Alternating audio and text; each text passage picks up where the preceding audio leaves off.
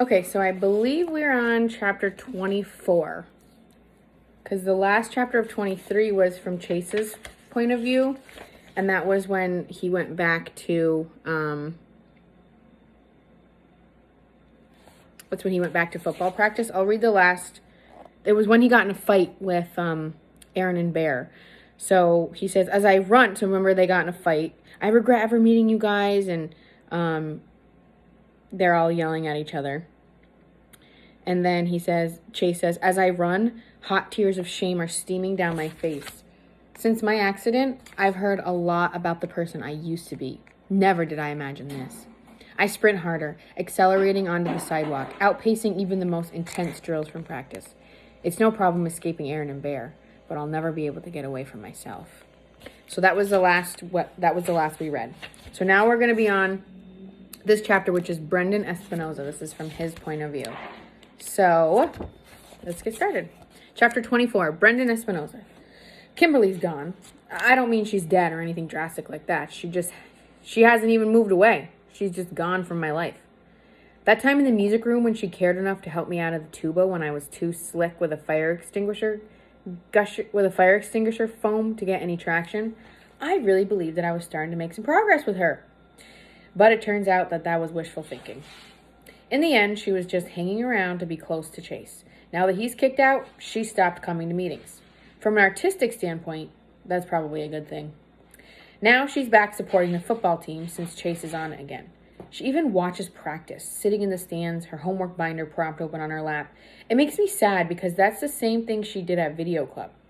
These days, the closest I ever get to her is when we happen to pass in the hall, and she looks like she's trying to remember where she knows me from. You'd think all that would make me really jealous of Chase. And it does, sort of. But the truth is, I probably miss Chase even more than I miss Kimberly. Video club is useless without him. We might as well change the name to club, because the creativity level in that room is basically zero. The others notice it too. It's pretty obvious when Miss DeLeo asks who's got footage to screen, and nobody has squat. Even though our club is grinding to a halt, I have no sympathy for those guys. I can't get any of them even to consider the possibility that Chase might be innocent. Or maybe they're right and I'm the moron. Chase didn't hesitate to lie about what happened in the music room and blame everything on our electrical cables.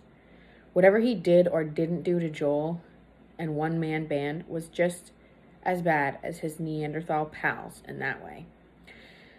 But he was our friend.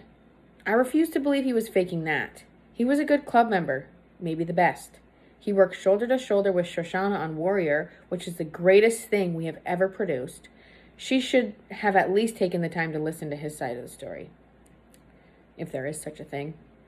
Anyway, she didn't. And neither did Hugo or Matricia or Barton or even me. We were fine to benefit from his talent when he was with us, but we never really believed that he wasn't the Chase Ambrose we used to know. And the first time something went wrong, we dropped him like a hot potato. The whole thing depresses me to the point where I almost want to quit video club. But I'm the president, and if I leave, it'll fall apart, for sure.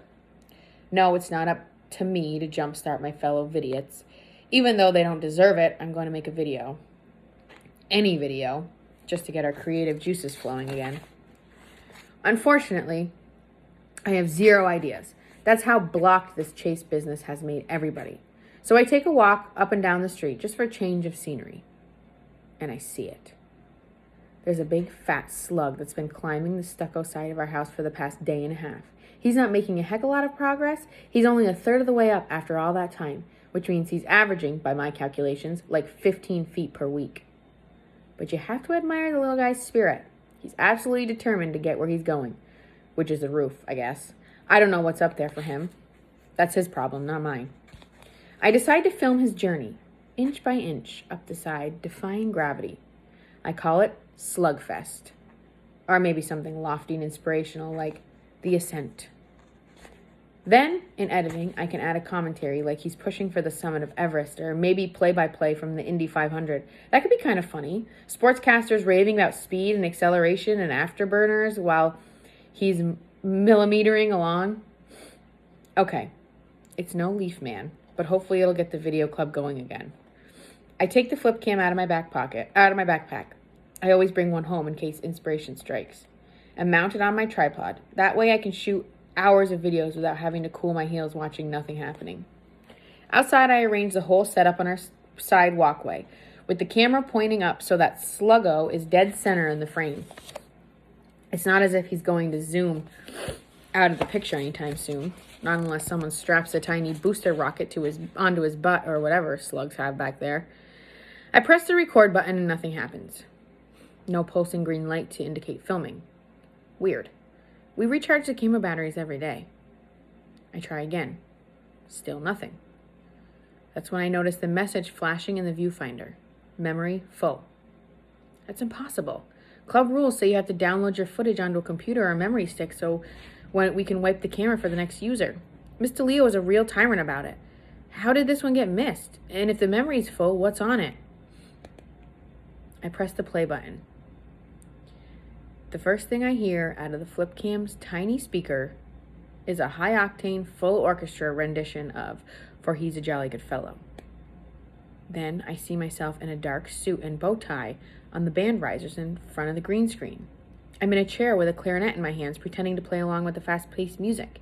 As I watch, transfixed clarinet Brendan disappears to be replaced in a jump cut by another version of myself sitting in the same chair a few feet away. This time, I've got a violin, and I'm fiddling like mad in furious time with the song. That goes on for a little while, and then, just as suddenly, I'm seated at a drum set on the highest riser. My arm's just a blur. It hits me. This is one-man band. I must have started the camera, and in all excitement, I never switched it off. Come to think of it, I never turned in the camera that afternoon. Kimberly did it for me while I was in the bathroom, trying to clean up my suit, which was hemorrhaging shoe polish all over the school. And Kimberly, being Kimberly, she didn't know that the rule about wiping the memory. She just put the camera back on the shelf. Amazing! I thought one-man band was gone forever. And here it is on this flip cam, ready to be cut into my greatest video ever. Obviously, I won't be able to use the tuba part because that's where he got attacked and the whole shoot got busted up. After all, my band can't feature a tuba player who gets slimed with foam and trapped in his own instrument. But the rest of it, breathlessly, I fast forward. It's all okay. It's better than okay. This can be my first YouTube video that hit it big time. I scan right to the end, and it's all there. Aaron and Bear raiding the chute, Kimberly running out to get Chase, and finally the tug-of-war between him and Bear with the fire extinguisher. Even over the loud music, you can actually hear the whack when the heavy metal casing smashes Joel in the eye. I wince a little at that. No wonder half the poor guy's face is black and blue. That had to hurt. I'll bet it still does. Also, and this is important, no smoke, no fire, no reason to fill the room with foam. Not that I ever took that story seriously. Still, it's nice to see some hard evidence. I'm so wrapped up in reliving it that it takes a few seconds to realize that I'm looking at something monumentally important. All that craziness in the music room happened so fast that it was impossible to process it.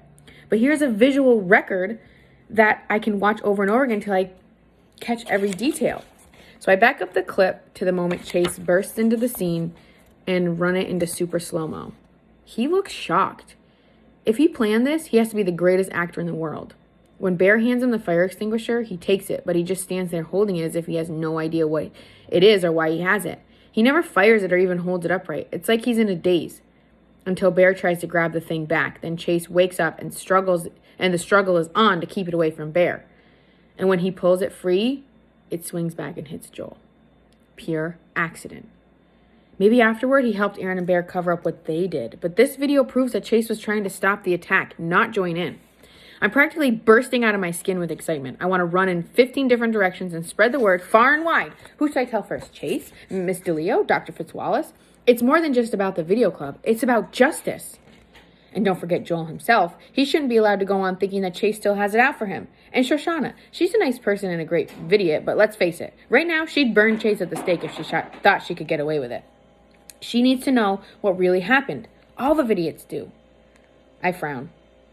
It's the weekend. None of us will be at school till Monday. This has to be done right. The school can wait, but the video club should see this footage. It's more than just evidence. It'll be nothing less than a demonstration of the power of the moving image to change hearts and minds. Who better than the president of the video club to make it happen? I take out my phone and compose a text to Chase, Shoshana, and Joel. Urgent. Come to my house at 10 a.m. tomorrow. There's something important you have to see. P.S. I'm not trying to rope you into helping with another YouTube video. After some agonized soul-searching, I send the same text to Kimberly, but I add a line that says, P.S. Chase is going to be there. Okay. I want to see her again. Sue me. I love this book. Okay, so that's a little bit of restart. So maybe you had a snack and you listened along just like we do at school. And yeah, cool. I'll read the next chapter tomorrow. Bye, guys.